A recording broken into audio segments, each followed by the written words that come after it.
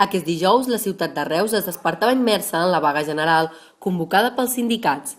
Un gran nombre d'establiments no han obert les portes o han decidit parar la seva activitat davant la pressió dels piquets informatius. Comissions Obreres i la UGT xifren el seguiment en un 80%. A 11:15 s'iniciava la concentració a la plaça del Mercadal, que ha esdevingut en una nombrosa manifestació de més de 3.000 persones que han recorregut els carrers de la ciutat.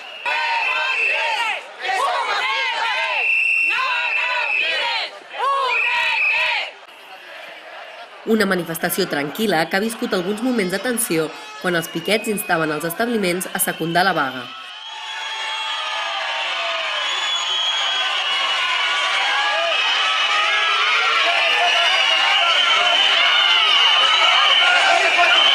Alguns d'ells es mostraven contrariats davant la situació viscuda. Qui es manifesta, a mi em sembla molt bé el de la manifestació, jo també estic d'acord, sé que em perjudicarà a mi també, però jo tinc per damunt de tot el dret a treballar. Els representants de Comissions Obreres i la CGT valoren per Reus de Prop Notícies la jornada de vaga. Jo ja heu vist, jo penso que aquesta i si heu seguit la manifestació és la valoració més positiva que podem fer. Veure realment que la gent ha sortit al carrer, que la gent sap que aquesta reforma és injusta, és insolidària, que aquesta reforma no resoldrà res. Tot això ho ha entès la gent, malgrat la patronal ha fet de tot per dir que no passava res, que això és perquè la gent no s'ha cregut, la gent està al carrer, perquè la gent està molt indigna.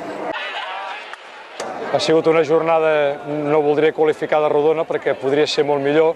Hi ha molta més gent que encara falta, que ha de sortir al carrer, però realment feia bastant de temps que no es veia una manifestació així a Reus, molts anys.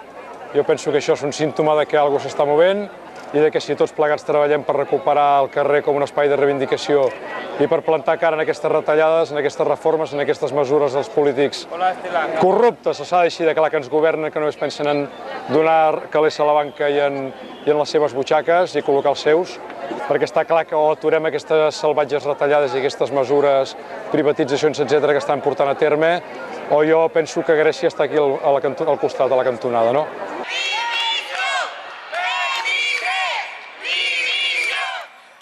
L'Ajuntament xifra un seguiment de l'aturada del 18,25% dels treballadors municipals i amb 8.000 euros el cost dels danys provocats pels piquets sindicals en les instal·lacions públiques.